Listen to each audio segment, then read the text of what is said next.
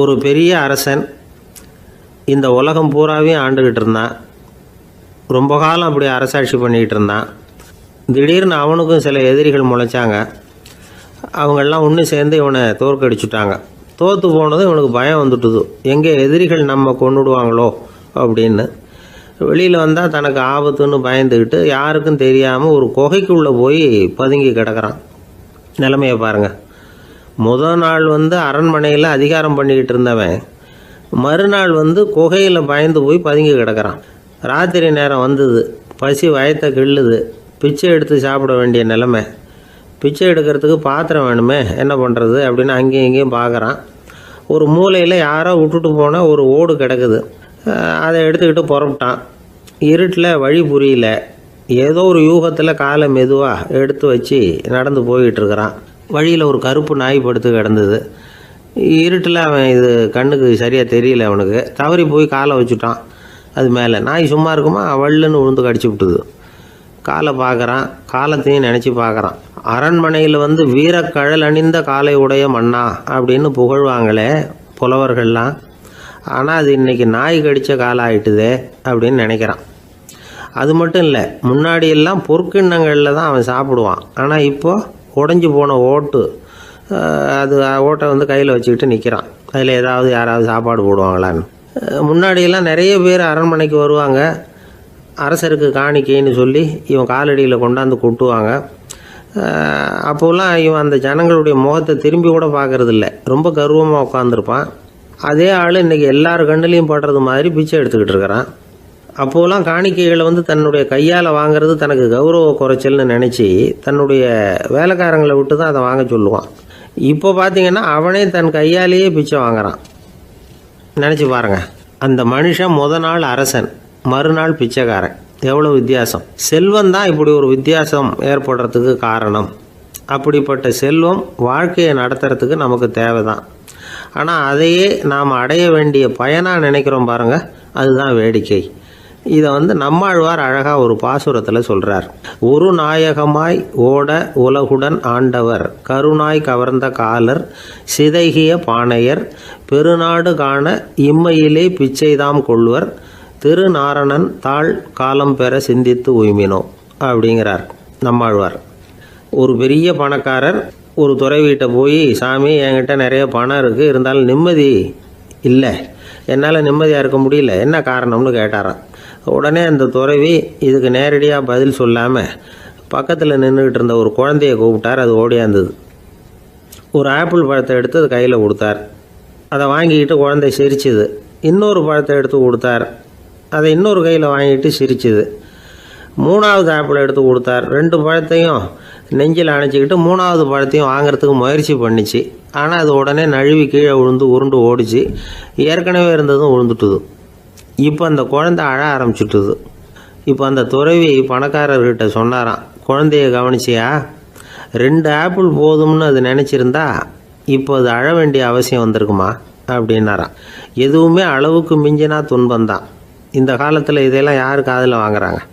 ஒருத்தனை நல்ல வழிக்கு கொண்டு வரணும்னு நினச்சி அவனை கூப்பிட்டு உட்கார வச்சு இந்த கதையை சொல்லிகிட்டு இருந்தாங்க.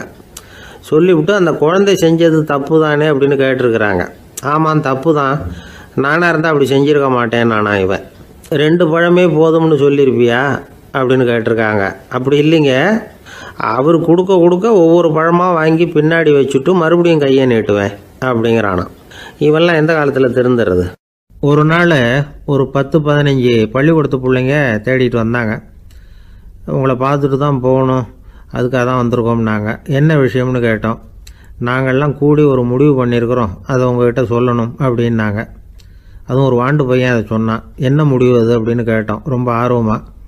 அதை இப்போ சொல்ல மாட்டோம், எங்களுக்கு பிடிக்கிற மாதிரி ஏதாவது ஒரு தகவல் சொன்னால் அதுக்கப்புறம் நாங்கள் அதை சொல்கிறோம் அப்படின்னா அந்த வாண்டு பையன். சரி, சின்ன பையன்கிட்ட இன்றைக்கி வசமாக மாட்டிக்கிட்டோம் அப்படின்னு நினச்சிக்கிட்டு அவங்களுக்கு தகுந்த மாதிரி ஒரு கதை சொல்ல ஆரம்பித்தோம். அது என்ன கதைன்னா, ஒரு பெரிய காடு, அதில் பலவிதமான மிருகங்கள். அந்த காட்டுக்கு ஒரு சிங்கம் தான் ராஜா. எப்பவும் காட்டுக்கு அது தானே ராஜா. ஒரு பெரிய யானைக்கு இது பொறுக்கலை. என்ன இது, எப்போ பார்த்தாலும் இங்கே சிங்கத்துக்கே ராஜா பதவி கிடைக்கிது, நான்லாம் எவ்வளவு பலசாலியாக இருக்கிறேன், அப்படி இருந்தும் எனக்கு அந்த பதவி கிடைக்கலையே அப்படின்னு தனக்குள்ளே பொறுமிக்கிட்டே இருந்தது. ராஜா பதவியை நினச்சி ரொம்ப ஏக்கம், அதுக்கு பதவி மோகம். இந்த சமயம் பார்த்து ஒரு குள்ள நரி கூட்டம் அதை தேடிட்டு வந்தது.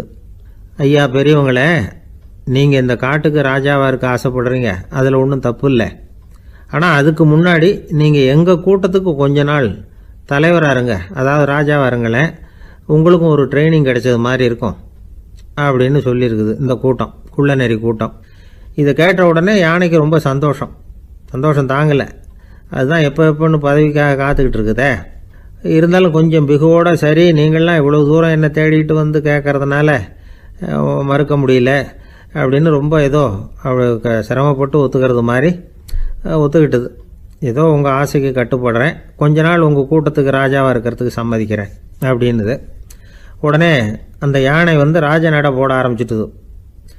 யானை சாதாரணமாக நடந்தாவே எப்படி இருக்குங்கிறது நமக்கு தெரியும். அதுவே ராஜ நடந்தால் எப்படி இருக்கும் கற்பனை பண்ணி பாருங்கள். யானை முன்னாடி கம்பீரமாக போய்கிட்டு இருக்குது, தலைவர் இல்லையா, அதனால் குள்ள நரிகள்லாம் ரொம்ப அடக்கமாக அது பின்னாடி அணிவகுத்து போயிட்டு இருக்குது. ராஜா வாழ்க, மன்னர் வாழ்க அப்படின்னு கோஷம் வேற. யானைக்கு தலைகால் புரியல, அவ்வளவு சந்தோஷம். அந்த யானைக்கு செருக்கு, ஆணவம் எல்லாம் ஏற்பட்டு போச்சு. அதுக்கப்புறம் அது தரையை பார்க்குமா, நிமிர்ந்து நடக்க ஆரம்பிச்சுட்டுது. தரையை பார்க்குறதே இல்லை. அப்படி போயிட்டுருக்கிறப்போ ஒரு சதுப்பு நிலத்தில் திடீர்னு காலை வச்சுட்டுது. அவ்வளோதான், கால் உள்ளே போட்டுது. இன்னொரு காலை எடுத்து வச்சுது, அதுவும் உள்ளே போட்டுது. அந்த 2 காலையும் எடுக்கிறதுக்காக அடுத்த 2 காலையும் அழுத்துச்சு, அதுவும் உள்ளே போக ஆரம்பிச்சுட்டுது. இப்போ 4 காலம் வசமாக சேத்துல அழுந்தி போச்சு, எடுக்க முடியல. குள்ள நரிகள்லாம் அதை சுற்றி சுற்றி வந்தது. சிலது சுற்றி நின்று டான்ஸ் ஆட ஆரம்பிச்சுட்டுது யானையை பார்த்துட்டு. இதை யானை பார்த்தது. என்ன இது தலைவர், நான் தவிச்சிக்கிட்டு இருக்கிறேன், தொண்டர்கள்லாம் சுற்றி நின்று வேடிக்கை பார்த்துக்கிட்டு இருக்கிறீங்க, டான்ஸ் ஆடுறீங்க அப்படின்னு கேட்டுதான். தொண்டர்களே, தலைவர் நான் தவிச்சிக்கிட்டு இருக்கிறது உங்களுக்கு தெரியலையா? இப்போ உடனே உங்கள் தலைவரை காப்பாற்ற வேண்டியது உங்கள் கடமை இல்லையா அப்படின்னு கத்துச்சான் அந்த யானை. குள்ள நரிகளில் ஒன்று முன்னாடி நின்று அந்த யானையை பார்த்து தான், தலைவரே, எங்களுக்கு ரொம்ப நாளாக ஒரு ஆசை, அந்த ஆசையை நிறைவேற்றிக்கிறதுக்காகத்தான் உங்களை எங்கள் தலைவராக ஏற்றுக்கிறோம்னு சொன்னோம் அப்படின்னு தான். என்ன ஆசைன்னு கேட்டிருக்கு யானை. யானை கறி சாப்பிட்டு பார்க்கணுங்கிறது எங்களுக்கு ரொம்ப நாளாக ஆசை, அது இன்றைக்கி தான் நிறைவேற போகுது அப்படின்னு தான் அந்த நரி. இதை கேட்ட உடனே அந்த யானை அப்படியே மூர்ச்சி ஆகிட்டு தான். நரிகள்லாம் அது மேலே ஏறி குதற ஆரம்பிச்சுட்டு தான். பதவி மேலே இருந்த பேராசை அந்த பலசாலியான யானையையே மாட்டி விட்டுட்டுது பார்த்தீங்களா அப்படின்னு சொல்லி முடித்தோம் இந்த கதையை அந்த சின்ன பிள்ளைங்கக்கிட்ட. சரிங்க, இப்போ நாங்கள் உங்களை தேடி வந்த விஷயம் என்னங்கிறத சொல்லவா அப்படின்னா ஒரு வாண்டு பையன். சீக்கிரம் சொல்லு தம்பி, சஸ்பென்ஸ் தாங்கலை அப்படின்னோம். அவன் மெதுவாக எங்களை பார்த்து சொல்கிறான், எங்களுக்கு கொஞ்ச நாள் நீங்கள் தலைவராக இருந்தால் தேவலை அப்படின்னா. ஒரு ஊரில் ஒரு கோயில் இருந்தது, ரொம்ப பழைய கோயில். உள்ளே போகிறதுக்கே பயமாக இருக்கும், எந்த நேரத்தில் இடிஞ்சு விழுந்துருமோ அப்படிங்கிற பயம். அப்படி இருந்ததுனால யாரும் துணிஞ்சு சாமி கும்பிடுறதுக்கு அங்கே போகிறதில்ல. கோயிலுக்கு வர்ற கூட்டம் கொஞ்சம் கொஞ்சமாக குறைய ஆரம்பிச்சுட்டுது. கோயில் நிர்வாகிகள் எல்லாரும் கூடி உட்காந்து பேசினாங்க, என்ன பண்ணலாம்னு யோசனை பண்ணாங்க. எந்த இடம் மோசமாக இருக்கோ அந்த இடத்த பழுது பார்த்தாங்க. அங்கே எங்கே வர்ணத்தை பூசி கொஞ்சம் அழகுபடுத்தி பார்த்தாங்க. ஏதோ இந்த ஊரில் கோயில்னு ஒன்று இருக்குது, அது மக்களுக்கு தெரியணும் அப்படிங்கிறதுக்காகத்தான் இப்படிலாம் பண்ணாங்க. இருந்தாலும் கோவில் இருக்கிற நிலைமை மக்களுக்கு தெரியும், அதனால் அங்கே வர்றது குறைச்சிக்கிட்டாங்க அவங்க. ஒரு கட்டத்தில் யாருமே வர்றதில்லை, நிலைமை அந்த அளவுக்கு ஆயிட்டுது. மறுபடியும் கோவில் நிர்வாகிகள் கூட்டம் நடந்தது. இந்த கூட்டம் கூட கோயிலுக்கு உள்ளே நடக்கலை, இடிஞ்சு விழுந்துருமோங்கிற பயம். அதனால் வெளியில் தான் உட்காந்து கூட்டத்தை நடத்தினாங்க. ஏன்னா உள்ளே போகிறதுக்கு அவங்களுக்கும் துணிச்சல் கிடையாது, எந்த நேரமும் விழுந்துரும் போல் இருந்தது. அது வழியாக போகிறவங்க கூட வேகமாக அந்த இடத்த கடந்து போக ஆரம்பிச்சிட்டாங்க. கோவில் நிர்வாகிகள் வெளியில் உட்காந்து கூட்டம் போட்டாங்க இல்லையா, அந்த கூட்டத்தில் 4 தீர்மானங்களை நிறைவேற்றினாங்க.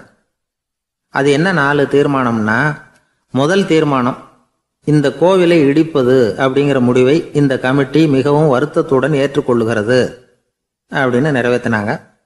இதுக்கு பதிலாக இன்னொரு கோவிலை உடனடியாக கட்டி முடிச்சுடணுங்கிறது 2வது தீர்மானம். 3வது தீர்மானம் என்ன தெரியுமா, பழைய கோவிலின் கதவுகள், அதிலிருந்து பிரித்து எடுக்கிற செங்கல், இதையே புது கோவில் கட்டுவதற்கு பயன்படுத்தி கொள்ள வேண்டியது. பழைய கோவில் இருந்த மாதிரியே அதே வடிவத்தில் புது கோவிலையும் கட்ட வேண்டியது. பழைய கோவிலின் அஸ்திவாரத்தை அப்படியே வச்சுக்கிட்டு அதுக்கு மேலே நாம் கோயிலை கட்டிக்க வேண்டியது. இதுதான் 3வது தீர்மானம். இதையும் கமிட்டி முழு மனசோடு ஏற்றுக்கிட்டது. இது வரைக்கும் சரி. இப்போ அந்த கமிட்டி 4வதாக ஒரு முக்கியமான தீர்மானத்தை கொண்டுகிட்டு வந்து அதையும் ஏகமனதாக நிறைவேற்றி விட்டுது. அது என்ன தீர்மானம்னா, புதிய கோவில் கட்டி முடிக்கிற வரைக்கும் பழைய கோவிலை இடிக்கிறதில்லை அப்படிங்கிற தீர்மானம். எப்படி இருக்குது பாருங்கள் இது. பழசை இடிக்காத வரையில் அதே இடத்துல புதுசாக எப்படி கட்ட முடியும்?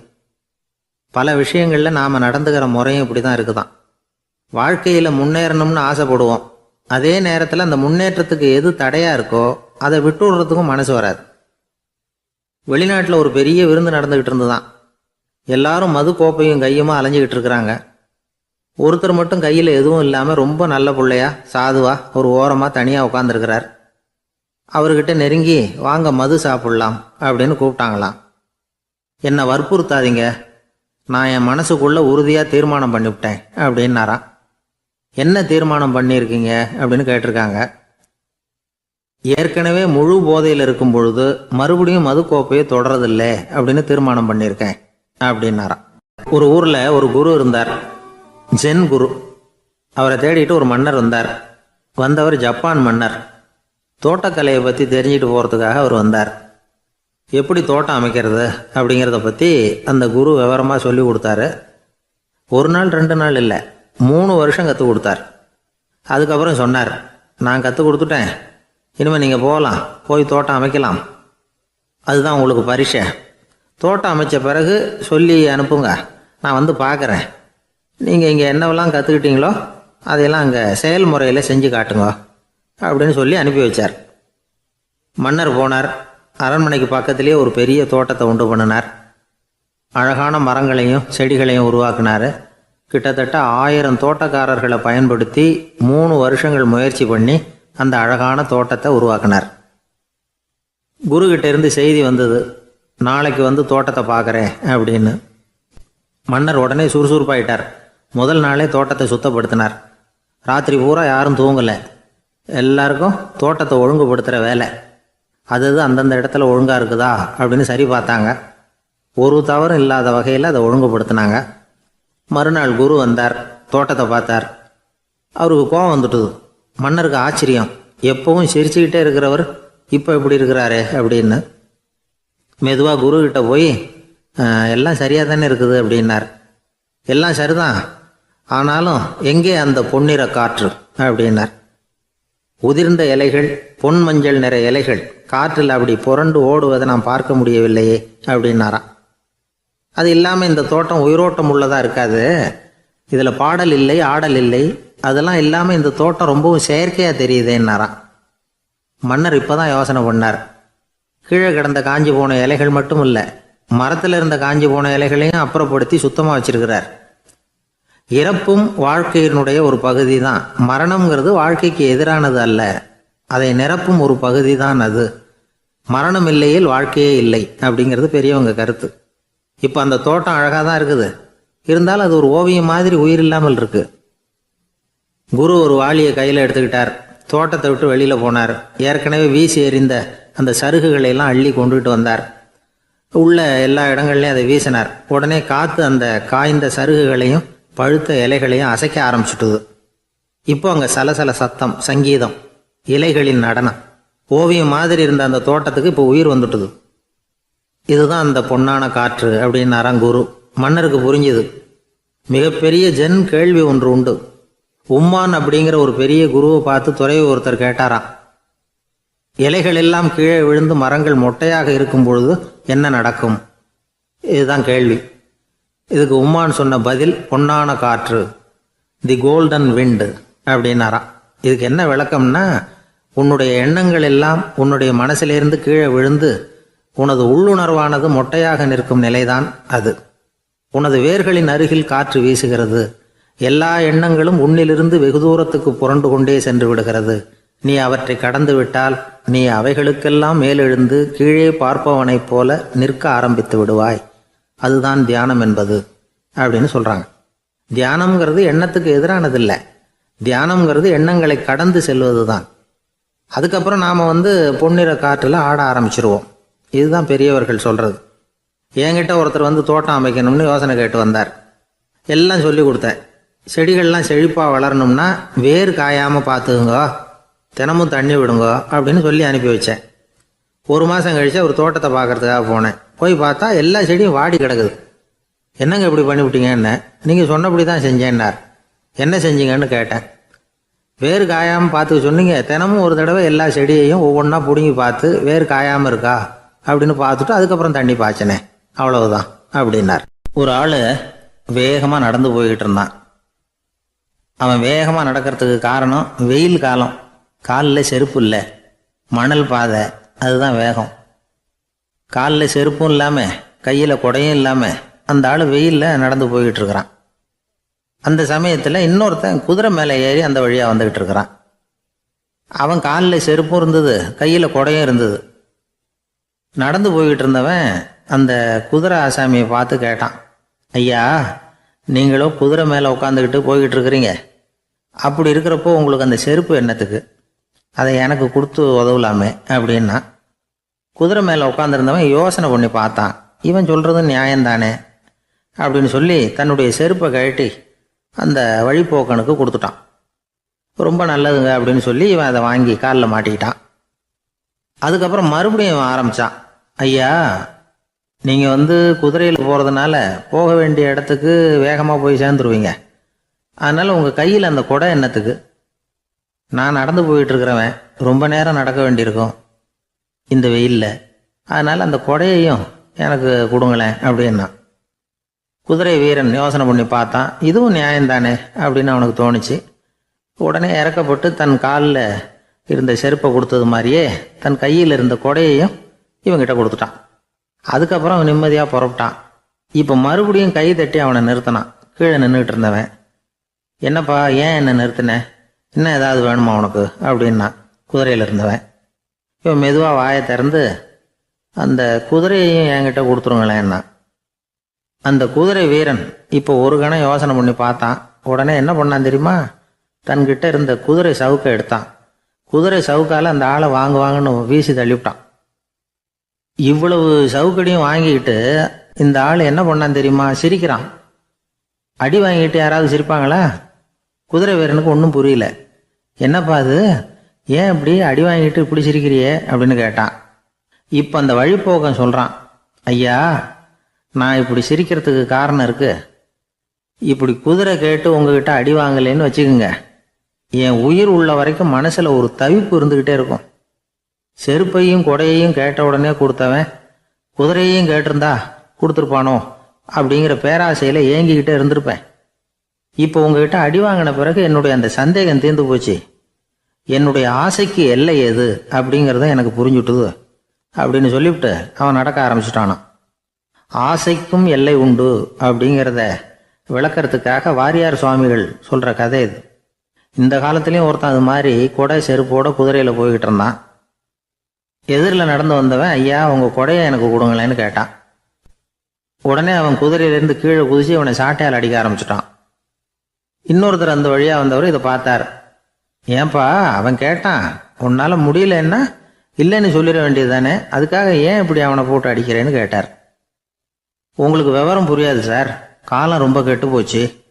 கேட்டதை கொடுத்தேன்னு வச்சுக்கோங்க, இந்த குதிரையே என்னோடது, அவன் திருடிக்கிட்டு போகிறான் அப்படின்னு என் பேரில் புகார் கொடுக்க ஆரம்பிச்சிருவான் சார் அப்படின்னா. அது எப்படி அவ்வளோ உறுதியாக சொல்கிறேன்னு கேட்டார் அவர். ஏற்கனவே அது மாதிரி ஒருத்தன் பேரில் புகார் கொடுத்துட்டு தான் இந்த குதிரையை நான் தள்ளிட்டு வந்துக்கிட்டு இருக்கிறேன் அப்படின்னார். ஒரு சன்னியாசி, அவர் ஒரு நாள் ஒரு கனவு கண்டாராம். அந்த கனவில் அவர் சொர்க்கத்துக்கு போகிறார். அங்கே ஒரு பெரிய திருவிழா நடந்துக்கிட்டு இருக்குது.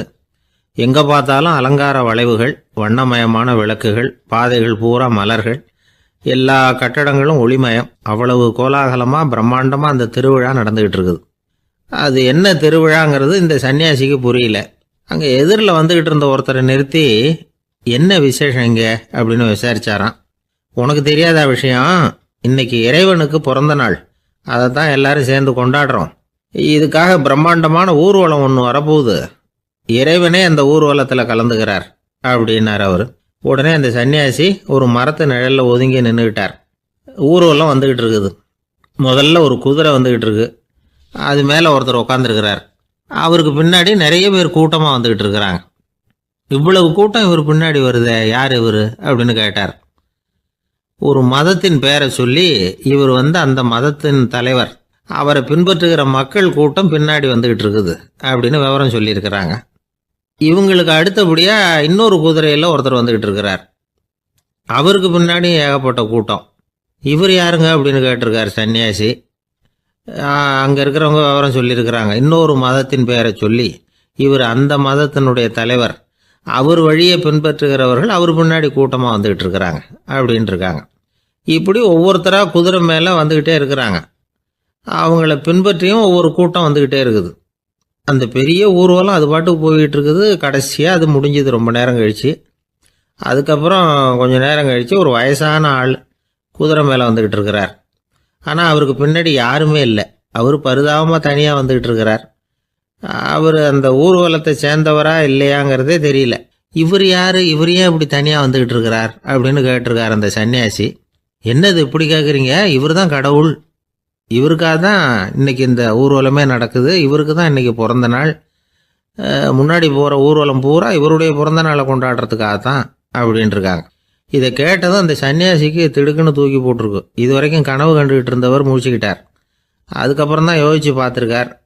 உண்மைதான், மக்கள் எல்லாரும் பக்தி மார்க்கத்தில் போகிறதா நினச்சிக்கிட்டு பாதை மாறி போயிட்டு இருக்கிறாங்க. கடவுளை பின்பற்றுவதாக நினைக்கிறாங்க பக்தர்கள். ஆனால் கடவுளுக்கு பின்னாடி யாருமே இல்லை. இன்னமும் இயல்பாக இதை பற்றி யோசித்து பார்த்தா உண்மைக்கு பின்னாடி தான் நான் போய்கிட்டு இருக்கேன் அப்படின்னு நிறைய பேர் சொல்கிறாங்க.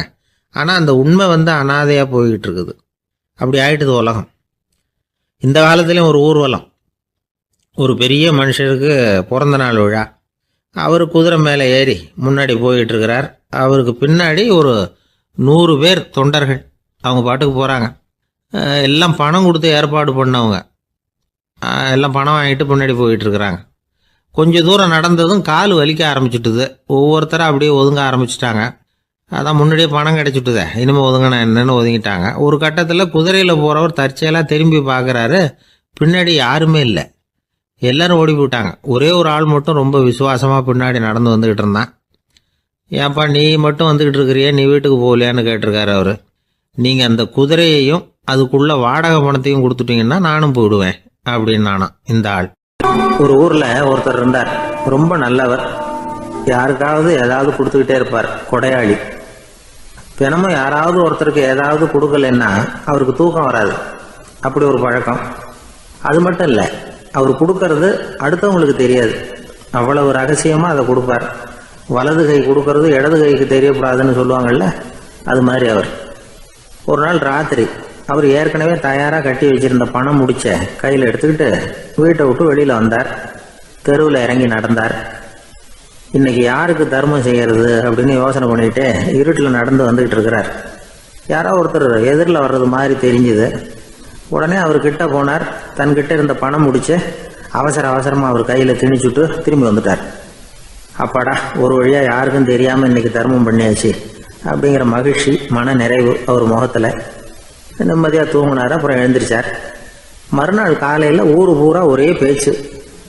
என்ன பேச்சுன்னா, நேற்று ராத்திரி ஒரு திருடன் கையில் யாரோ பணத்தை கொடுத்துட்டு போயிருக்கிறாங்க அப்படின்னு எல்லாரும் பேசிக்கிட்டு இருக்கிறாங்க. இதை கேள்விப்பட்டதும் அந்த பெரியவருக்கு ரொம்ப வருத்தமாக போச்சு. அடடா, போயும் ஒரு திருடனுக்காக உதவி பண்ணியிருக்கிறோம், பிரயோஜனம் இல்லாமல் போட்டுதே அப்படின்னு நினச்சார். சரி, இன்னைக்கும் யாருக்காவது உதவி பண்ணணும் அப்படின்னு முடிவு பண்ணினார். ராத்திரி நேரம் வந்தது. இவர் வழக்கம் போல் தெருவில் இறங்கி நடந்தார். கையில் பணம் முடிச்சு. எதிரில் ஒரு பொன் உருவம் மங்கலாக தெரிஞ்சது. இவர் உடனே அந்த பெண்கிட்ட பணத்தை கொடுத்துட்டு திருப்தியாக திரும்பி வந்துட்டார். மறுநாள் காலையில் ஊர் பூரா என்ன பேசிக்கிட்டாங்க தெரியுமா? நேற்று ராத்திரி நெறி தவறி நடக்கிற ஒரு பெண்ணின் கையில் யாரோ பணத்தை வச்சுட்டு போயிருக்கிறாங்க அப்படின்னு எல்லாரும் பேசிக்கிறாங்க. அடடா, இன்னைக்கும் தவறுதலாக நடந்து போச்சு அப்படின்னு ஒரு வருத்தப்பட்டார். இருக்கட்டும், இன்னைக்கும் ஏதாவது தர்மம் பண்ணுவோம் அப்படின்னு நினச்சிக்கிட்டாரு. 3வது நாள் ராத்திரியும் புறப்பட்டார். இப்பவும் எதிரில் ஒருத்தர் வந்தார். இவர் பணத்தை கொடுத்தார், திரும்பி வந்துட்டார். மறுநாள் மக்கள் என்ன பேசிக்கிட்டாங்கன்னா, நேற்று ராத்திரி ஒரு செல்வந்தர் கையில் யாரோ பணத்தை கொடுத்துட்டு போயிருக்கிறாங்க அப்படின்னு பேசிக்கிட்டாங்களாம். அவருக்கு ரொம்ப வருத்தமாக போட்டுது. என்ன இது, தினம் இப்படி ஆகிட்டு இருக்குதே அப்படின்னு நினச்சிக்கிட்டே படுத்து தூங்கினார். அன்னைக்கு ராத்திரி ஒரு கனவு. அந்த கனவுல இறைவன் வந்து சொன்னாராம், இதை பாருப்பா, நீ கொடுத்த தர்மம் வீணா போயிடல. உன்கிட்ட பணம் வாங்கின அந்த திருடன் திருந்திட்டான், அந்த பொண்ணும் திருந்திட்டா, அந்த செல்வந்தனும் கொடையாளி ஆயிட்டான், எல்லாருக்கும் உதவி பண்ண ஆரம்பிச்சுட்டான் அப்படின்னு சொன்னாராம். இந்த கதையை சொன்னவர் யாருன்னா நபிகள் நாயகம். இதுல உள்ள கருத்து என்னன்னா, நல்ல மனசோட தர்மம் பண்ணுனா அது வீணா போறதில்லை. இன்னொரு கருத்து, தர்மம் வந்து தன்னை மட்டுமல்ல அடுத்தவங்களையும் தீமையிலிருந்து காப்பாற்றும். இதுதான் நாம புரிஞ்சுக்க வேண்டியது. இந்த காலத்திலேயும் இது மாதிரி சில சம்பவங்கள் நடக்கிறது உண்டு. ஒரு பெரியவர் இருட்டில் நடந்து வந்துகிட்டு இருந்தாரு. எதிரில் வந்த ஒருத்தன் வலுக்கட்டாயமா ஒரு கையை பிடிச்சி ஒரு பண முடிப்பை கொடுத்து வச்சுக்க சொல்லிவிட்டு விலகி போயிட்டான். பெரியவருக்கு ஆச்சரியம், இந்த காலத்திலையும் இப்படி வலது கை கொடுக்கறது இடது கைக்கு தெரியக்கூடாதுன்னு நினைக்கிற கொடையாளிகள் உண்டு போல இருக்கு அப்படின்னு யோசனை பண்ணிக்கிட்டே நடந்தார். கொஞ்சம் தூரம் போயிருப்பாரு. அதுக்குள்ள அதே ஆள் திரும்பி வந்தான். கொடுத்த பண முடிப்பை திருப்பி கொடுங்க அப்படின்னு கேட்டு வாங்கிட்டான். இவருக்கு ஒன்றும் புரியல. ஏன் இப்படி பண்றேன்னார். அது ஒன்றும் இல்லைங்க, கொஞ்ச நேரம் இதை உங்ககிட்ட கொடுத்து வச்சிருந்தேன் அவ்வளவுதான் அப்படின்னா. ஏன்னு கேட்டார். என்னை பின்னாடி போலீஸ் தேடிக்கிட்டு வந்துகிட்டு இருக்குது, அதுதான் அப்படி பண்ணேன், இப்போ போயிட்டுது, இனிமே ஒன்றும் பயம் இல்லை அப்படின்னு சொல்லிவிட்டு அவன் பாட்டுக்கு நடந்து போறான். அவர் ஒரு பெரிய குடும்பத்துல பிறந்தவர். இருக்கிற சொத்துக்கள் எல்லாத்தையும் வாரி வழங்கி விட்டு காட்டுக்கு புறப்பட்டார் தவம் செய்யறதுக்காக. இருந்தது ஊராவும் கொடுத்துட்டார், இனிமே எதுவுமே இல்லை கொடுக்கறதுக்கு. அப்போ கடைசியா ஒருத்தன் வந்து கையை நீட்டினானா, ஐயா ஏதாவது கொடுங்கன்றிருக்கான். அவர் பார்த்தார், கட்டியிருக்கிற வேட்டியை தவிர வேற எதுவுமே இல்லை. 8 முழம் பட்டு வேட்டி ஜரிகை கரையோடு இருக்குது. கடைசியா அதை தான் எடுத்துக்கிட்டு அவர் புறப்பட்டுருக்கார். அவர் பார்த்தார், எதிரில் அவன் பரிதாபமா நின்றுட்டு இருக்கிறான். அந்த 8 முழ வேட்டியை 2ஆ கிழிச்சார். 4 முழத்தை அவங்ககிட்ட கொடுத்தாரு. மீதி 4 முழத்தை தன்னுடைய இடுப்புல கட்டிட்டு அவர் காட்டுக்கு போயிட்டார். இவன் என்ன பண்ணான் தெரியுமா, கையில கிடைச்ச 4 முழத்தை எடுத்துக்கிட்டு கடை வீதிக்கு போனான். பழைய பட்டு வேட்டி ஜருகை இதெல்லாம் விலைக்கு வாங்குற வணிகர் ஒருத்தர் இருக்கார், அவர்கிட்ட போனான். இதை விலைக்கு எடுத்துக்கிறீங்களா அப்படின்னு கேட்டிருக்கான். அவர் வாங்கி பார்த்துருக்கார். ஆஹா, இது ரொம்ப அருமையான வேட்டி, விலை உயர்ந்த ஜருகை, இது ஏது உனக்கு அப்படின்னு கேட்டாரான். அவன் நடந்தது சொல்லியிருக்கான். அப்படின்னா ஒன்று செய்ய, இந்த வேட்டியோட இன்னொரு பாதியையும் மெதுவாக வாங்கிட்டு வந்துரு, உனக்கு நிறைய பணம் தர்றேன் அப்படின்னாரான் அந்த வணிகர். இவன் கொஞ்சம் யோசனை பண்ணி பார்த்தான். கொஞ்சம் இருங்கத்தை வந்துடுறேன் அப்படின்னு சொல்லிவிட்டு நேராக காட்டுக்கு போனான். அவர் எங்கே இருக்காருன்னு தேடி கண்டுபிடிச்சான். அவர் ஒரு இடத்துல தவக்கோலத்தில் இருக்கிறார். கட்டியிருந்த இடவேட்டியும் அவர் அறியாமல் நழுவி கீழே விழுந்து கிடக்குது. இவனுக்கு ரொம்ப வசதியாக போச்சு. அவரை கேட்க வேண்டிய அவசியமே இல்லை. மெதுவாக சத்தம் போடாமல் அடி மேலே அடி வச்சு நெருங்கினான். அவர் கண்ணை மூடிக்கிட்டு அவர் பாட்டு நின்றுட்டு இருக்கிறார். இவன் மெதுவாக போய் கீழே கிடந்த அந்த துணியை எடுத்துக்கிட்டு சத்தம் போடாமல் திரும்பி நடந்தான். ஒரு 2-3 அடி எடுத்து வச்சிருப்பான். அப்படி ஓட ஆரம்பிக்கிற சமயத்தில் அவன் காலில் கீழே கிடந்த முள்ளு ஒன்று நறுக்குன்னு தச்சு விட்டுது. வலி தாங்க முடியாமல் அம்மான்னு கத்தியிருக்கான். இந்த சத்தத்தினால கண்ணை மூடி நின்றுகிட்டு இருந்த அவரோட தவம் கலைஞ்சது. மெல்ல கண்ணை திறந்து பார்க்குறார். தன் இடையில இருந்த வேட்டி அவன் கையில் இருக்கு. இப்போ அவர் நினைக்கிறார், என்ன நினைக்கிறாருன்னா, இந்த வேட்டி மீது நான் வைத்த ஆசையல்லவா அவனை திருடனாக ஆக்கி விட்டது அப்படின்னு நினைச்சாராம். இந்த வேட்டி மேல நாம வச்ச ஆசை அவனை திருடும்படி ஆக்கி விட்டதே அப்படின்னு நினைச்சாராம். இது எப்பேற்பட்ட மனநிலை அப்படிங்கிறத கொஞ்சம் யோசனை பண்ணி பாருங்க.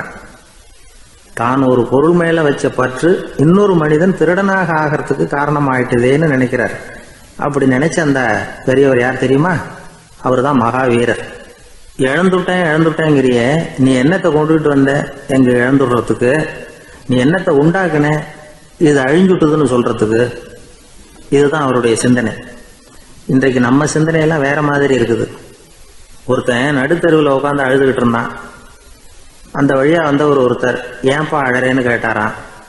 5 ரூபா சார், இந்த இடத்துல விழுந்துட்டுது, ரொம்ப நேரமா தேடுறேன், கிடைக்காது போல இருக்கு அப்படின்னு சொல்லிவிட்டு அழறான். எப்போ தொலைஞ்சதுன்னு கேட்டாராம் அவரு. அது எனக்கு தெரியாது சார், பணத்தை தொலைச்சவன் தேடி பார்த்துட்டு போயிட்டான், நான் அவனுக்கு பின்னாடி தேட வந்தவன் அப்படின்னு நானாம் இவன். நம்மள மாதிரி ஒரு ஆசாமி அவன் நம்மள மாதிரியே கற்பனை பண்ணான். அதாவது நாம தான் இந்த உலகத்துல ரொம்பவும் கஷ்டப்படுறோம், மற்றவங்க எல்லாம் சந்தோஷமா இருக்கிறாங்க அப்படின்னு அவன் நினைச்சுக்கிட்டான். அவன் ஒரு நாள் கடவுளை வேண்டிக்கிட்டானான், சுவாமி, இந்த உலகத்துல எவ்வளவோ பேர் இருக்கிறாங்க, ஒவ்வொருத்தருக்கும் ஒவ்வொரு விதமான கஷ்டம் இருக்கலாம், ஒத்துக்கிறேன். இருந்தாலும் எனக்கு அது கொஞ்சம் அதிகமா இருக்கிறது மாதிரி தெரியுது. அதனால நீங்க எனக்காக ஒரு சின்ன உதவி செஞ்சா போதும். அது வேற ஒண்ணும் இல்ல, என்கிட்ட இருக்கிற துயரங்களை இன்னொருத்தர் யாருகிட்டயாவது கொடுத்துருங்க, அவர்கிட்ட இருக்கிற துயரங்களை என்கிட்ட மாத்தி கொடுத்துருங்க. ஒரு மியூச்சுவல் டிரான்ஸ்பர், அவ்வளவுதான். அப்படி பண்ணிவிட்டா போதும் அப்படின்னு வேண்டிக்கிட்டானான். அன்னைக்கு ராத்திரியே அவன் ஒரு கனவு கண்டிருக்கான். வானத்திலிருந்து ஒரு குரல் கேட்டிருக்கு. அது என்ன சொல்லிச்சு தெரியுமா? ஏ ஜனங்களே, எல்லாரும் அவங்க கஷ்டங்களை ஒரு பையில போட்டு எடுத்துக்குங்க. அப்படி எடுத்துக்கிட்டு நேரா இந்த ஊர் எல்லையில இருக்கிற கோயிலுக்கு வந்து சேருங்க அப்படின்னு அந்த குரல். ஆஹா, கடவுள் நம்ம பிரார்த்தனைக்கு செவி சாய்ச்சுட்டார் அப்படின்னு சந்தோஷப்பட்டான் இவன். உடனே என்ன பண்ணா, தன்கிட்ட இருந்த கஷ்டத்தையெல்லாம் ஒரு சாக்கு பையில போட்டு எடுத்துக்கிட்டான்.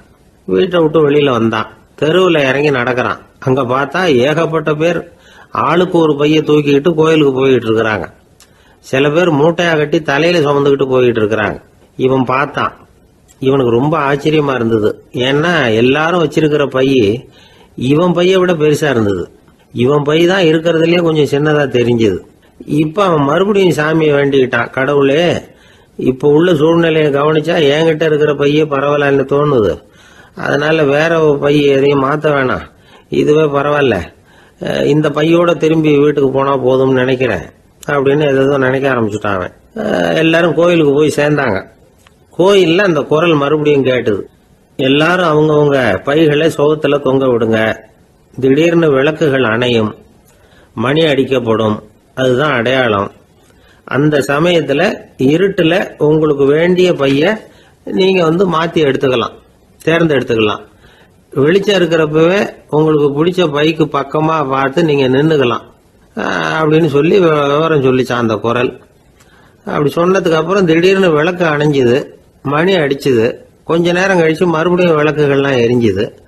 இப்போ பார்த்தா எல்லாரும் அவங்கவுங்க பையையே கெட்டியா பிடிச்சிட்டு நிக்கிறாங்க. இவனும் அப்படியே நிக்கிறான். இவன் மெதுவா பக்கத்துல நிக்கிறவங்க கிட்ட கேட்டானா, ஏன் நீங்க பைய கையிலேயே வச்சிருக்கிறீங்க, செவுத்துல மாட்டலையா அப்படின்னு கேட்டிருக்கான். இல்லப்பா, நீ ஏன் கையிலேயே வச்சிருக்கிறியோ அதே காரணத்துக்காக தான் நாங்களும் வச்சிருக்கிறோம். நம்ம கவலைகளை பத்தி நமக்கு ஓரளவுக்காவது தெரியும். ஆனா மற்றவங்க கவலைகள் நமக்கு பரிச்சயம் இல்லாதவை, பழக்கம் இல்லாதது. அதனால நமக்கு தெரிஞ்ச கவலைகளை சமாளிக்கிறது சுலபம். தெரியாததை சமாளிக்கணும்னா மறுபடியும் ஆரம்பத்தில இருந்து ஆரம்பிக்கணும். அதனால பழைய நண்பர்களோட வாழறது தான் மேல் அப்படின்னு ஆனான். அதுக்கப்புறம் அவன் தன்னோட பைய போதும்னு வீட்டுக்கு திரும்பி வந்துட்டானான். இது ஒரு பெரியவர் சொல்லி இருக்கிற கதை. அதனால நம்ம கிட்ட இருக்கிற கஷ்டங்கள் தான் பெருசு, அதை இன்னொருத்தங்கிட்ட கொடுத்துட்டு மாத்திக்கலாம் அப்படின்னு நினைக்கிறது தப்பு. இதே மாதிரி இன்னொரு சம்பவம். ஒரு ஊர்ல ஒரு நாள் ராத்திரி ஆகாயத்திலிருந்து கடவுள் குரல் கேக்குது. இந்த ஊர்ல இருக்கிற ஜனங்கள்லாம் கொஞ்சம் கவனிங்க, உங்களுக்கு ஒரு செய்தி. அதாவது இங்க இருக்கிற ஜனங்கள்லயே கொஞ்சம் கூட கவலையே இல்லாத ஆள் யாருன்னு எனக்கு தெரியணும். அதனால எல்லாரும் அவங்க கவலைகளை ஒரு பையில போட்டு எடுத்துக்கிட்டு கோயிலுக்கு வாங்க அப்படின்னாரு கடவுள். உடனே வரிசையா எல்லாரும் வர ஆரம்பிச்சாங்க. எல்லார் கையிலயும் பை இருந்தது, சின்னதும் பெருசுமா. கவலையே இல்லாத ஆள் யாருன்னு தேடினார் கடவுள். ஒரே ஒரு ஆள் மட்டும் கையில எதுவும் இல்லாம வெறும் கையை வீசிக்கிட்டு ரொம்ப ஜாலியா நடந்து வந்துகிட்டு இருந்தான். கடவுள் அவங்க கிட்ட போனார். ஏப்பா, உனக்கு கவலையே இல்லையா அப்படின்னு கேட்டார். எனக்கும் சில கவலைகள்லாம் உண்டு அப்படின்னு அவன். எங்க அதெல்லாம்னு கேட்டிருக்காரு கடவுள். பின்னாடி லாரியில வந்துகிட்டு இருக்கு அப்படின்னு அவன். ஒரு காட்டுல ஒரு நரி இருந்தது. ஒரு நாள் காலை நேரம் அது தன்னுடைய இருப்பிடத்துல இருந்து வெளியில வந்தது. கொஞ்சம் தூரம் நடந்து வந்தது. அப்பதான் அது தன்னோட நிழலை கவனிச்சு பார்த்தது. பார்த்தா அது ரொம்ப நீளமா பெருசா இருக்குது. காலை நேரத்துல நிழல் அப்படித்தானே இருக்கும். ஆனா அந்த நரிக்கு அந்த விஷயம் தெரியல. தன்னுடைய நீண்ட பெரிய நிழலை பார்த்து ஆச்சரியப்பட்டது. ஆஹா, நாம இவ்வளவு பெருசாவா இருக்கிறோம் அப்படின்னா என்னுடைய காலை சாப்பாட்டுக்கு ஒரு யானை இல்லைன்னா ஒரு ஒட்டகம் கிடைச்சாதான் சரியா இருக்கும் போல இருக்கு அப்படின்னு முடிவு பண்ணிட்டுது. உடனே ஒரு யானை அல்லது ஒட்டகத்தை தேடி அலைஞ்சது, எங்க கிடைக்கும்னு. கிடைக்கவே இல்லை. மத்தியானம் 12 மணி ஆயிட்டுது. பசியோட அலையுது. இப்ப தன்னோட நிழலை பார்த்தது. அது மத்தியான நிழல் எப்படி இருக்கும், அது ரொம்பவும் குறுகி போய் தெரிஞ்சது. உடனே அந்த நரி என்ன நினைச்சுக்கிட்டு தான் தெரியுமா, காலை ஆகாரம் சாப்பிடாததுனால நம்ம உடம்பு இப்படி அழிச்சு போட்டுதே அப்படின்னு நினச்சிக்கிட்டு தான். கொஞ்ச நேரம் கழித்து மறுபடியும் தன்னுடைய நிழலை பார்க்குது. அது இன்னமும் குறுகி போய் காலடியிலேயே வந்துட்டுது. அதுக்கு பயமாக போயிடுது. ஐயையோ, இன்னும் கொஞ்ச நேரத்தில் நாம் இறந்துருவோம் போல இருக்க, இப்போ என்ன செய்யறது? இந்த சமயத்தில் ஒரு எறும்பு கிடைச்சா கூட போதும், அதை நம்ம காலை ஆகாரமாக நினச்சி சாப்பிட்டுள்ளாமே அப்படின்னு நினச்சிதான். நம்முடைய நிழல் கூட நம்மளை மாதிரியே தான் அடிக்கடி மாறிக்கிட்டே தான் இருக்குது. அது எப்பவும் ஒரே மாதிரி இருக்கிறது இல்லை. மனிதனுக்கு ஏற்படுகிற தன்முனைப்பு இருக்கு பாருங்க, ஈகோ, அது கூட ஒரு நிழல் மாதிரி தானா. அப்படி நினைக்க ஆரம்பிச்சுட்டா அதனால ஏதும் பிரச்சனை வராதான். தன்முனைப்பை நிழல் போலவே ஏற்றுக்கொள்ளுங்கள் அப்படிங்கிறது பெரியவங்க கருத்து. ஒரு காரியத்தை வெற்றிகரமாக நல்ல விதமாக செஞ்சு முடிக்கிறோம்னு வச்சுக்கோங்க, அந்த சமயத்தில் ஒரு வித நுட்பமான தற்பெருமை நமக்குள்ள உண்டாகுது. இது இயற்கையானது, அதனால இது மேலே பற்று வைக்கக்கூடாது. அப்படி வைக்க ஆரம்பிச்சுட்டா அந்த தற்பெருமை ஒரு நிரந்தர விருந்தாளியாக நம்மகிட்ட தங்கிக்கும். நம்ம நிழல் எப்படின்னு பாருங்க, நாம் நடக்கும்பொழுது நம்ம பின்னாடியே வரும். தன்முனைப்பையும் அப்படியே நினச்சிக்கோங்க. நிழல் யாருக்கும் எந்த பிரச்சனையையும் உண்டாக்குறது இல்லை. ஆனால் அந்த நிழலை கண்டே நாம் பயப்பட ஆரம்பிச்சுட்டா நாம் எதுலேயும் வெற்றி காண முடியாது. நிழலோட சண்டை போடக்கூடாது. அது மாதிரி தன்முனைப்போடவும் நாம் சண்டை போட வேண்டியதில்லை. இல்லாத ஒன்றோடு சண்டை போடுறது எப்படின்னா, அது இருட்டோட சண்டை போடுறது மாதிரி. நாம் நிழல் கிடையாது, நம்ம கிட்ட இருக்கிற தன்முனைப்பு ஒரு நிழல். நம்ம நிழலையும் நமக்கு சமமாக பார்க்குறோம் பாருங்க, அங்கே தான் சிக்கலே ஆரம்பம். இப்போ நாம் நடந்து போய்கிட்டு இருக்கிறோம், நம்ம நிழல் தரையில் விழுது. யாரோ ஒருத்தர் நம்ம நிழல் மேலே காலை வச்சு நடந்து போகிறார். உடனே அவர்கிட்ட சண்டைக்கா போகிறோம், ஏண்டா என் நிழலை மிதிச்ச அப்படின்னு. நமக்கு தெரியும் அது நிழல் தாங்கிறது. அவர் உங்கள் மேலே நடக்கலை, உங்களுடைய நிழல் மேலே தான் நடக்கிறார். அது மாதிரி உங்கள் தன்முனைப்பின் மேலே யாராவது நடந்தால் உங்களை அவமானப்படுத்துறதா நினைக்கிறீங்க. காரணம், நாமளும் நம்ம தன்முனைப்பும் ஒன்றுங்கிற நினைப்பு தான் காரணம், மற்றபடி வேற ஒன்றும் கிடையாது. நம்ம நிழல் மேலே நடக்கிறவர் நம்மளை காயப்படுத்துறதில்லை. தன்முனைப்பை வேண்டாத ஒன்றாவும் பார்க்க வேண்டியதில்லை. அது இயற்கை. நிழலை உங்கள் முன்னாடி வைக்க வேணாம், அது உங்கள் பின்னாடியே இருக்கட்டும். நிழலின் நிழலாகி விடாதீர்கள், நீங்கள் நீங்களாகவே இருங்கள். இதுதான் சான்றோர் சிந்தனை. ஒரு பேருந்தில் ஒரே நெரிசல். ஒருத்தர் பக்கத்தில் நின்றுகிட்டு இருந்தவர்கிட்ட ரொம்ப பணிவாக விசாரித்தார், ஏன் சார் நீங்கள் ஏதாவது பெரிய உத்தியோகத்தில் இருக்கிறீங்களா அப்படின்னார். அப்படிலாம் ஒன்றும் இல்லைங்க என்னார் அவர். அப்படின்னா வேற ஏதாவது அரசியலில் பெரிய பதவியில் இருக்கிறீங்களா அப்படின்னு கேட்டார். அதுவும் இல்லைங்கன்னார். சரி, பணமாவது அதிகமாக வச்சுருக்கீங்களா அப்படின்னு கேட்டார். அப்படிலாம் ஒன்றும் கிடையாது சார்னார் அவர். அப்புறம் எதுக்கடா என் காலை மிதிச்சுக்கிட்டு இருக்கிற, இடரா காலை அப்படின்னாராம் இவர். ஒரு ஆள் இருந்தார், அவர் தன்னை ஒரு குருன்னு சொல்லிக்கிட்டார். மௌன குரு, வாயே திறக்கிறதில்ல. அவருக்கு 2 சீடர்கள் உண்டு. இவங்க தான் வர்றவங்க கிட்ட பேசுவாங்க, விளக்கம் கொடுப்பாங்க. ஒரு நாள் இந்த சீடர்கள் 2 பேரும் எங்கேயோ வெளியில் போயிட்டாங்க. அந்த நேரம் பார்த்து ஒருத்தர் அங்கே வந்தார், குருக்கிட்ட போனார். குருவே, புத்தர்னா என்னன்னு கேட்டார். குருவுக்கு ஒன்றும் புரியல. அவர் உண்மையான குருவாக இருந்தாவில் புரியும். அவர் திருன்னு முழிக்க ஆரம்பிச்சிட்டார். இந்த நேரம் பார்த்து இந்த சீடர்கள் எங்கேயோ போயிட்டாங்களே, என்ன பண்ணுறது, உதவிக்கு யாராவது கிடைக்க மாட்டாங்களா அப்படின்னு அப்படியே சுற்றி பார்க்குறார். அங்கங்கே பார்க்குறார். வந்தவர் இதை கவனித்தார். ஏதோ புரிஞ்சுக்கிட்டவர் மாதிரி அடுத்த கேள்வி கேட்டார். தர்மம்னா என்ன சுவாமின்னார். குருவுக்கு ரொம்ப சங்கடமாக போச்சு. நம்ம நிலைமை இப்படி ஆகிட்டுதே, இக்கட்டில் மாட்டிக்கிட்டோமே அப்படின்னு நினச்சபடியே விட்டத்தை பார்த்தார். அப்புறம் குனிஞ்சு தரையை பார்த்தார். அப்படியே உட்காந்துக்கிட்டார். வந்தவர் உடனே அடுத்த கேள்விக்கு போயிட்டார். தியானம்னா என்ன சுவாமின்னார். பாவம் என்ன பண்ணுவார் அந்த குரு, பேசாமல் கண்ணை கெட்டியாக மூடிக்கிட்டார். இது ஏதடா வம்பா போச்சுன்னு. இவர் இப்படி பண்ணால் கூட வந்தவர் சளைக்கலை. இன்னொரு கேள்வியும் கேட்டார். ஆசீர்வாதம்னா என்ன அப்படின்னார். இவர் பார்த்தார், இப்படியே போனால் இவர் கேள்வி கேட்குறத நிறுத்த மாட்டார் அப்படின்னு நினச்சிக்கிட்டு எனக்கு ஒன்றுமே தெரியாதுங்கிற பாவனையில் 2 கையையும் விரித்து காட்டினார். வந்தவர் முகத்தில் மகிழ்ச்சி, மன நிறைவு, ஏதோ எல்லாம் புரிஞ்சுக்கிட்ட ஒரு மாதிரி அங்கேருந்து புறப்பட்டு போனார்.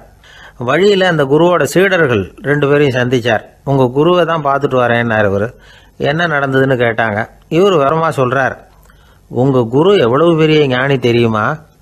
புத்தர்னா என்னன்னு கேட்டேன், அதுக்கு அவர் அப்படியும் இப்படியும் பார்த்தார். அதுக்கு என்ன அர்த்தம் தெரியுமா?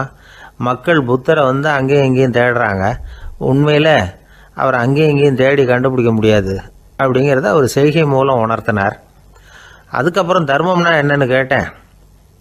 அவர் மேலேயும் கீழையும் பார்த்து தர்மம் சமமானது, அதில் உயர்வு தாழ்வு இல்லைங்கிறத உணர்த்தினார். அதுக்கப்புறம் தியானம்னா என்னன்னு கேட்டேன். கண்ணை மூடிக்கிட்டார். கண்ணை மூடி காணுகிற அற்புதம் அது அப்படிங்கிறத புரிஞ்சுக்கிட்டேன். கடைசியாக ஆசீர்வதிக்கப்படுறது பற்றி கேட்டேன். கைகளை நீட்டி உதவுறது தான் அது அப்படிங்கிறத தன்னுடைய இருகை விரித்து உணர்த்தினார். எவ்வளோ பெரிய மகான் அவர் அப்படின்னு சொல்லிவிட்டு அவர் பாட்டுக்கு போயிட்டார்.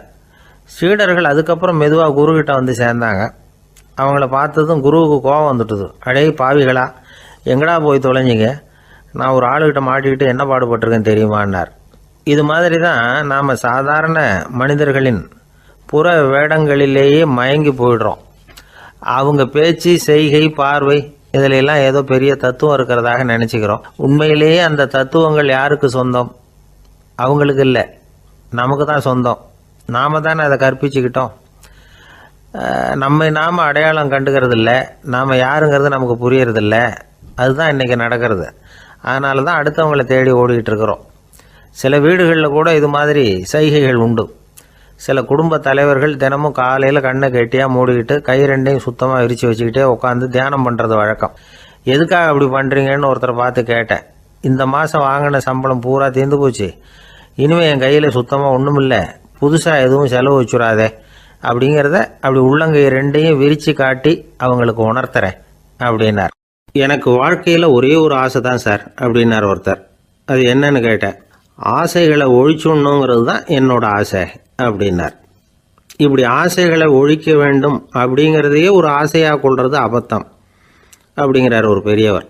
இது மாதிரி ஆசைகளை ஒழிக்க ஆசைப்பட்டால் அந்த நோக்கம் நிறைவேறாதான். அந்த முயற்சியால் புதுசாக சில துன்பங்கள் தான் சேருமா. அதில் புதுசாக ஒரு ஆசை தலை தூக்கும் அப்படிங்கிறார் அவர். ஆசைகளை தானாக விழ வச்சுடலாம். அதுக்கு வழி என்ன தெரியுமா? எந்த ஒரு ஆசையையுமே பூரணமாக நிறைவேற்றிக் கொள்ள முடியாதுங்கிறத உணரணும். அதை உணர்ந்தால் ஆசைகள் தானாக விழுந்துடும். அதை விட்டுட்டு ஆசைகளை விட்டுடணுங்கிறதையே ஒரு ஆசையாக வச்சுக்கிட்டு அதுக்காக கடுமையாக முயற்சிகளையும் செஞ்சுக்கிட்டு நான் ஆசைகளை விட்டுட்டு ஞானோதயம் அடையிறதுக்கு கடுமையாக முயற்சி பண்ணிகிட்டு இருக்கிறேன் சார் அப்படின்னு சொல்லிக்கிட்டு இருந்தால் எந்த காலத்துலேயும் ஞானோதயம் வரப்போகிறதில்லை. அதுக்கு பதிலாக துன்பந்தான் சேரும் அப்படிங்கிறது அவரோட கருத்து. எந்த ஒரு ஆசையையும் பூரணமாக நிறைவேற்றி கொள்ள முடியாது அப்படிங்கிறத உணரணும். ஒரு ராஜா, அவர் மனசில் அமைதி இல்லை, எப்பவும் கஷ்டப்பட்டுக்கிட்டே இருந்தார். இந்த துன்பத்தை போக்குறதுக்கு பல வழிகளில் என்னென்னமோ முயற்சியெல்லாம் பண்ணி பார்த்தார். ஒன்றும் சரியாக வரல. கடைசியாக ஒரு காரியம் பண்ணார்.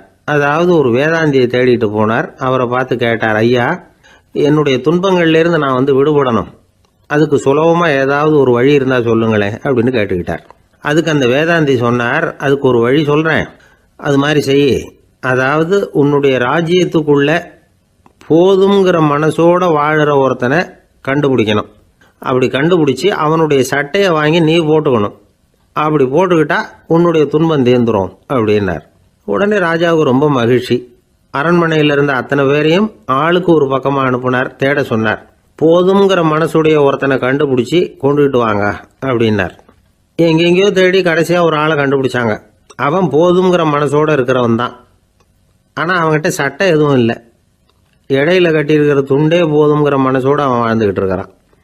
சட்டை இருந்தாவில் ராஜா வாங்கி மாட்டிக்க முடியும். அந்த வேதாந்தி ஏன் அப்படி சொன்னாருங்கிறதுக்கான அர்த்தம் இப்போ தான் ராஜாவுக்கு புரிஞ்சுதான். இது வரைக்கும் சொன்னதெல்லாம் ஞான மார்க்கத்தை தேடிடுறவனுக்கான உள்ள தகவல். இப்போ இன்னைக்கு இளைஞர்கள் இதை கேட்டுவிட்டு நமக்கு ஆசையே வேணாம் அப்படின்னு முடிவு பண்ணிவிட்டா வாழ்க்கையில் முன்னேறவே முடியாது. நம்முடைய முயற்சிக்கு ஆசை தான் தூண்டுகோல். அதனால் இந்த ஆசையையும் அந்த ஆசையையும் போட்டு குழப்பிக்கக்கூடாது. ஆனால் ஒன்று, பேராசை நமக்கு தேவையில்லை. நாம் படுற ஆசையிலேயும் ஒரு நியாயம் இருக்கணும். ஏன்னா நம்மளில் சில பேர் நீங்கள் தான் சார் சொன்னீங்க, அதனால தான் ஆசைப்பட்டேன், அரை தான் கிடச்சிது மிச்சம் அப்படிம்பாங்க கன்னத்தை தடவிக்கிட்டே. அதனால் இப்போல்லாம் எந்த தகவலை சொன்னாலும் ரொம்ப எச்சரிக்கையாக இருக்க வேண்டியிருக்குது. ஒரு ஆள் ஒரு கடை வச்சு வியாபாரம் பண்ணிக்கிட்டு இருந்தான். அவனுக்கு ரொம்ப பேராசை, நிறைய பணம் சேர்க்கணும்னு. திடீர்னு ஒரு நாள் அவனுக்கு உடம்பு ரொம்ப சுகம் இல்லாமல் போயிட்டுது.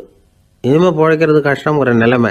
மரணப்படுகையில் இருக்கிறான். சொந்தக்காரங்கள்லாம் சுற்றி உட்காந்துருக்குறாங்க. இவன் மெதுவாக கண்ணை திறந்து பார்க்குறான். என் வீட்டுக்காரி எங்கேன்னா, இதோ இருக்கேன் அப்படின்னாங்க அந்த அம்மா. பசங்கள்லாம் எங்கேங்கிறான். இதோ பக்கத்தில் தான் நின்றுக்கிட்டு இருக்கிறோங்கிறாங்க. பொண்ணுங்க எங்கேங்கிறான். எல்லாம் இங்கே தான் இருக்கிறோம் அப்படிங்கிறாங்க. எல்லாம் இங்கே தான் பக்கத்தில் தான் இருக்கோம், நீங்கள் கவலைப்படாதீங்கன்னு சொல்கிறாங்க எல்லாம். அவன் மெதுவாக கஷ்டப்பட்டு வாயை திறந்து, அட பாவிங்களா, எல்லாரும் இங்கே இருந்தால் அங்கே கடையை யார் கவனிக்கிறது அப்படின்னானா. ராமகிருஷ்ணர் வாழ்ந்த காலத்தில் நடந்த ஒரு நிகழ்ச்சி இது. அப்போது ஒரு ஓவியர் இருந்தாராம். அவருக்கு ஒரு ஆசை, ராமகிருஷ்ணர் படத்தை வரையணும், அதை அவர்கிட்டயே கொண்டுட்டு போய் காட்டி அபிப்பிராயம் கேட்கணும். இதுதான் அந்த ஓவியரின் ஆசை. உடனே ராமகிருஷ்ணர் படத்தை வரைஞ்சி முடித்தார். அதை எடுத்துக்கிட்டு போனார். இவர் போன சமயம் அங்கே ராமகிருஷ்ணர் சீடர்களோடு உட்காந்துருக்கிறார். விவேகானந்தர் அங்கே இருக்கிறார். இந்த ஓவியர் கொண்டுகிட்டு போய் தான் வரைந்த ஓவியத்தை அவர்கிட்ட காட்டினார். ராமகிருஷ்ண பரமஹம்சரின் ஓவியத்தை ராமகிருஷ்ணர்கிட்டயே காட்டுறார். ராமகிருஷ்ணர் என்ன பண்ணார் தெரியுமா? அந்த படத்தை பார்த்தார். உடனே அது காலை தொட்டார். குருதேவருடைய இந்த செயல் சீடர்களுக்கு ரொம்ப வியப்பை உண்டு பண்ணிச்சு. சில பேர் மனசுக்குள்ளேயே ரொம்ப குழம்பி போக ஆரம்பிச்சிட்டாங்க, என்ன இப்படி பண்ணுறாருன்னு. என்ன இது அவரோட படம், அவரே அவரோட படத்தின் காலை தொடுறார் அப்படின்னு யோசிச்சாங்க. சில பேர் ஒன்றும் புரியாமல் ஒருத்தர் பார்த்து சிரிச்சுக்கிட்டாங்க. அந்த இடத்துல சீடர்கள் மட்டும் இல்லை, சீடர் அல்லாத பல பேர் இருந்தாங்க. தன்னுடைய காலை தானே தொடர இவருடைய செயல் பற்றி என்ன நினைக்கிறது அப்படின்னு அவங்களும் குழம்பி போய் நிற்கிறாங்க. அந்த படத்தை வரைஞ்சி அவர்கிட்ட காட்டின அந்த ஓவியருக்கும் அதிர்ச்சி. இருந்தாலும் அவர் சீடர் கிடையாது, அதனால் கொஞ்சம் துணிச்சலை வர வச்சுக்கிட்டு கேட்டார், என்னங்க இது, என்னால் என்னுடைய கண்களையே நம்ப முடியல, இது உங்கள் சொந்த உருவப்படம், நீங்கள் உங்கள் சொந்த கால்களையே தொடுறீங்க, இது எங்களுக்கு கொஞ்சம் சங்கடமாக இருக்குதே அப்படின்னார். ராமகிருஷ்ணரின் கண்களில் ஆனந்த கண்ணீர் வழிஞ்சுதான். அவர் சொன்னாராம், இது என்னோட படம்ங்கிறது எனக்கு தெரியும், ஆனால் இது என்னோட படம்ங்கிறதுனால நான் இதோட காலை தொடலை, நீ என்னுடைய சமாதி நிலையை இந்த படத்தில் படம் பிடிச்சி காட்டியிருக்கிற, அதனால் அதோட காலை தொடறேன். சமாதி நிலையில் யார் இருந்தாலும், அது என்னுடைய படமாக இருந்தாலும் சரி அல்லது வேறு யாருடைய படமாக இருந்தாலும் சரி, படம் யாருதுங்கிறது முக்கியம் இல்லை. இதில் எது முக்கியம்னா அது தன்னை உணர்ந்த ஒரு உணர்நிலையின் படம். அப்படி இருக்கிறப்போ அதோட காலை நான் தொடணும். அதுக்கு நீங்கள் எல்லாரும் ஏன் சங்கடப்படுறீங்கன்னு எனக்கு தெரியல அப்படின்னாராம். இப்போ தான் அங்கே இருந்த சீடர்களுக்கும் மற்றவங்களுக்கும் விவரம் புரிஞ்சுதான். இதுக்கு முன்னாடி யாரும் செய்யாததை இவர் செஞ்சிருக்கிறார், ஆனால் அவருடைய காரணம் ரொம்ப நியாயமானது அப்படிங்கிறத உணர்ந்தாங்களாம். இதுவரைக்கும் ஆன்மீகத்தில் சமாதி நிலை, அதாவது தன்னை உணர்ந்த நிலை பற்றி புரிஞ்சுக்கிட்டோம். இல்லறத்தில் ஏற்படக்கூடிய சமாதி நிலை பற்றி உங்களுக்கு தெரியுமா? ஒரு அம்மா டாக்டர்கிட்ட வந்து சொன்னாங்களாம், டாக்டர், என் வீட்டுக்காரருக்கு உடம்புல ஏதோ கோளாறுன்னு நினைக்கிறேன், நான் எவ்வளவு நேரம் பேசினாலும் காதில் விழாதது மாதிரி உட்காந்துருக்கிறார் அப்படின்னு ஆகலாம். அதுக்கு அந்த டாக்டர் சொன்னாராம், அம்மா, அது உடம்பு கோளாறு இல்லை, அது ஒரு பெரிய திறமை அப்படின்னாராம். ஒரு ரயில் வேகமாக போயிட்டுருக்கு. அது ஒரு ரயில்வே ஸ்டேஷனில் கொஞ்சம் நேரம் நின்றுது. அப்போ அதில் ஒரு ஆள் ஏறினார். தலையில் ஒரு மூட்டையை வச்சுருந்தார். மூட்டையை தலையில் சுமந்துக்கிட்டே உள்ளே வந்தார். மூட்டையை தலையில் சுமந்துக்கிட்டே ஒரு இடத்துல உட்காந்தார். ரயில் மறுபடியும் புறப்பட்டுது. இவர் தன் தலையில் இருந்த மூட்டையை கீழே இறக்கி வைக்கணும்ல, வைக்கல, சுமந்துக்கிட்டே வரார். எதிரில் உட்காந்துருந்தவர் கேட்டார், ஏங்க ஏன் இப்படியே உட்காந்துருக்குறீங்க தலையில் மூட்டையை வச்சுக்கிட்டு, மூட்டையை கீழே இறக்கி வைக்கலாமே அப்படின்னார். வேணாங்க, பாவம், தலையில் இருக்கிற மூட்டையை இறக்கி ரயிலில் வச்சா ரயிலுக்கு பாரம் அதிகமாக இருக்கும் அப்படின்னார் அவர். இப்படி ஒரு ஆளை பார்த்தா நமக்கு சிரிப்பு தான் வரும். ஏன்னா ரயிலுங்கிறது அந்த மூட்டையையும் சேர்த்து சுமந்துக்கிட்டு தான் போகுது. அவன் அந்த மூட்டையை தலையில் வச்சுருந்தாலும் ஒன்று தான், தரையில் வச்சுருந்தாலும் ஒன்று தான். அதனால் ரயிலுக்கு எந்த மாற்றமும் ஏற்பட போகிறதில்ல. அதே மாதிரி தான் நம்ம மனமும். இதுவும் ஒரு தேவையில்லாத சுமை, அனாவசியமாக சுமந்துக்கிட்டு இருக்கிறோம். இதை கீழே இறக்கி வச்சுட்டா வாழ்க்கை பிரயாணம் சுகமாக இருக்கும். ரயில் பிரயாணம் பண்ணுற அந்த ஆள் மூட்டையை சுமக்கிறான், வாழ்க்கை பிரயாணம் பண்ணுற நாம மனசை சுமக்கிறோம். இது ரெண்டுக்கும் எந்த வித்தியாசமும் இல்லை. மனசை கீழே இறக்கி வச்சுட்டா பாரம் இல்லாமல் வாழலாம், பறவைகள் மாதிரி பறக்கலாம், குழந்தைகள் மாதிரி கள்ளங்கபடம் இல்லாமல் வாழலாம். இந்த வெளி உலகத்தில் நாம் நிலை பெற்று இருக்கணும், வேரூன்றி இருக்கணும். அதே சமயம் நம்முடைய உள்வெளியில் ஆன்மீக வாழ்க்கையில் பாரம் இல்லாமல் இருக்கணும். அப்போ பறக்கணும், நதியை போல் ஓடணும், மிதக்கணும், பயணம் சுகமாக இருக்கும், களைப்பு தெரியாது, கவலை தெரியாது. ஒரு சீடன் போதி தர்மரை நாடி வந்தான். குருவே, நீங்கள் என்ன வெறுமையாக இருக்க சொன்னீங்க, நான் இப்போ மறுபடியும் வெறுமையானவன் ஆகிட்டேன், அதனால் இப்போ என்ன செய்ய சொல்கிறீங்க என்ன அப்படின்னு சொல்லி வந்து நின்னான். உடனே அந்த குரு பக்கத்தில் இருந்த ஒரு குச்சியை எடுத்து அவன் தலையில் அடித்து, போய் அந்த வெற்றுத்தன்மையையும் வீசி எறிந்து விட்டு வா அப்படின்னார். நான் இப்போ காலியாக இருக்கிறேன்னு ஒருத்தன் சொல்கிறான்னு வச்சுக்கோங்க, அது உண்மை இல்லை. ஏன்னா இன்னமும் அதில் நான்கிற எண்ணம் இருக்குது. எந்த சிந்தனையும் இல்லாமல் இருக்கிறது கடினம்தான். ஆனாலும் மனிதன் அதில் உள்ள நுட்பத்தை புரிஞ்சுக்கிட்டான்னா இவ்வளவு தூரம் தூக்கி சுமந்துக்கிட்டு வந்த அந்த மனதின் முட்டாள்தனத்தை அவனே பார்த்துட்டு சிரிப்பான். இதுதான் பெரியவங்க சொல்லியிருக்கிற ஆலோசனை. நம்மால் ஒருத்தன் தலையில் ஒரு பெரிய மூங்கில் கூடையோடு ரயிலில் வந்து உட்காந்தான். கூடை தலையில் இருந்தது, கீழே இறக்கி வைக்கல. எதிரில் இருந்தவர் கேட்டார், ஏங்க எதுக்காக அதை அனாவசியமாக சுமந்துக்கிட்டே இருக்கீங்க, கீழே இறக்கி வைங்களேன்னார். இல்லைங்க, நான் வீட்டை விட்டு புறப்படும் பொழுதே என் பையன் சொல்லிவிட்டான் கூடையை தலையை விட்டு இறக்கக்கூடாதுன்னு அப்படின்னார். அவன் சின்ன பையன், விவரம் இல்லாமல் சொல்லியிருப்பான். இப்போ என்ன நேரில் வந்தால் பார்த்துக்கிட்டு இருக்கிறான், நீங்கள் இறக்கி வைங்கன்னார் அவர். அவன் நேரில் பார்த்துக்கிட்டு இல்லை, இருந்தாலும் நான் இந்த கூடையை கீழே இறக்கி வச்சா அது அவனுக்கு தெரிஞ்சிடும் அப்படின்னாரு இவர். அது எப்படின்னார் அவர். அவன் தனக்கு டிக்கெட் வாங்க வேணாம்னு சொல்லி இப்போ இந்த கூடைக்குள்ளே தான் உட்காந்துருக்கிறான் அப்படின்னார் இவர். ஒரு பெரிய நினைவு மண்டபம், அதுக்கு முன்னாடி ஒரு அப்பாவும் பிள்ளையும் நின்றுக்கிட்டு இருக்கிறாங்க. அந்த வழியாக போகிறவங்க வர்றவங்கெல்லாம் அந்த இடத்துல நின்று அது என்ன மண்டபம் அப்படின்னு விசாரிக்க ஆரம்பித்தாங்க. அந்த அப்பாவும் பிள்ளையும் தான் வர்றவங்களுக்கெல்லாம் விவரம் சொல்லிகிட்டு இருக்கிறாங்க. அதாவது இந்த இடத்துல ஒரு பெரிய மகான் சமாதி ஆயிருக்கார், அவர் சமாதியான இடத்துல இந்த நினைவு மண்டபத்தை கட்டியிருக்கிறோம் அப்படின்னாங்க. ஊர் பூரா இந்த செய்தி பரவிச்சு. நிறைய பேர் அந்த இடத்த தேடி வர ஆரம்பித்தாங்க. இங்கே கொஞ்சம் நேரம் உட்காந்துட்டு போனால் மனசுக்கு ஒரு நிம்மதி கிடைக்கிது அப்படின்னாங்க. அங்கே இருந்த உண்டியலில் நிறைய காசு போட்டுட்டு போகிறாங்க. பணம் கிடுகிடுன்னு நிறைய சேர ஆரம்பிச்சுட்டுது. பணம் நிறைய சேர்ந்த உடனே அந்த அப்பாவுக்கும் பிள்ளைக்கும் தகராறு வந்துட்டுது. பணம் சேர்ந்தாலே சொத்து தகராறு வரத்தானே செய்யும், அது மாதிரி வந்துட்டுது. பையன் அடிக்கடி நிறைய பணம் கேட்க ஆரம்பித்தான். அப்பா பார்த்தார், யோசனை பண்ணார், ஒரு முடிவுக்கு வந்தார். ஒரு நாள் பையனை கூப்பிட்டார், இதை பாருப்பா, நமக்குள்ள தகராறு வேணாம், அப்பாவும் பிள்ளையும் இப்படி சண்டை போட்டுக்கிட்டா பார்க்குறவங்க தப்பாக நினைப்பாங்க, அதனால் நமக்குள்ளே சமரசமாக இதை தீர்த்துக்குவோம், என்ன சொல்கிற அப்படின்னார் அப்பா. சரின்னு நான் பையன். உடனே அந்த அப்பா என்ன பண்ணார் தெரியுமா, மகன்கிட்ட கொஞ்சம் பணத்தை கொடுத்தார், தன்கிட்ட இருந்த ஒரு கழுதையையும் கொடுத்தார். இதை வச்சு நீ பொழைச்சிக்கோ அப்படின்னு சொல்லி அனுப்பி வச்சுட்டார். மகன் அந்த கழுதையை இழுத்துக்கிட்டு அடுத்த ஊருக்கு போனான். வழியிலேயே அந்த கழுதை செத்து போச்சு. உடனே என்ன பண்ணலாம்னு யோசனை பண்ணான். ஒரு ஐடியா வந்தது. அந்த கழுதையை ஒரு சாலை ஓரமாக புதைச்சான். கையில் இருந்த பணத்தை வச்சு அந்த இடத்துல ஒரு கல் மண்டபம் கட்டினான். அந்த வழியாக 2 பேர் வந்தாங்க. இது என்ன மண்டபம்னு விசாரித்தாங்க. இந்த இடத்துல ஒரு பெரிய மகான் சமாதி ஆயிருக்கிறார் அப்படின்னா. இந்த செய்தி ஊர் பூரா பரவ ஆரம்பிச்சுட்டுது. நிறைய பேர் வந்து போக ஆரம்பித்தாங்க. இங்கே வந்தால் மனசுக்கு ஒரு பெரிய நிம்மதி கிடைக்குது அப்படின்னு வேற சொல்ல ஆரம்பித்தாங்க. வர வர கூட்டம் அதிகமாக வர ஆரம்பிச்சுட்டுது. உண்டியலில் பணம் நிறைய சேர்ந்துட்டுது. நகையெல்லாம் கூட கழட்டி காணிக்கையாக போட ஆரம்பிச்சிட்டாங்க. அப்பாவை விட மகன் பெரிய ஆளாயிட்டான். இதை கேள்விப்பட்டார் அப்பா. பையனை பார்த்துட்டு வரலாம்னு ஒரு நாள் புறப்பட்டு வந்தார். பையன் ஓஹோன்னு இருக்கிறான். பங்களா, காரு எல்லாம் வந்துட்டுது. எப்படிடா இந்த அளவுக்கு ஆனே அப்படின்னு விசாரித்தார். அப்பா, எல்லாம் உங்கள் ஆசீர்வாதம் தான், நீங்கள் கொடுத்த மூலதனத்தை வச்சு தான் இவ்வளவும் சம்பாதிச்சேன் அப்படின்னு நான் பையன்.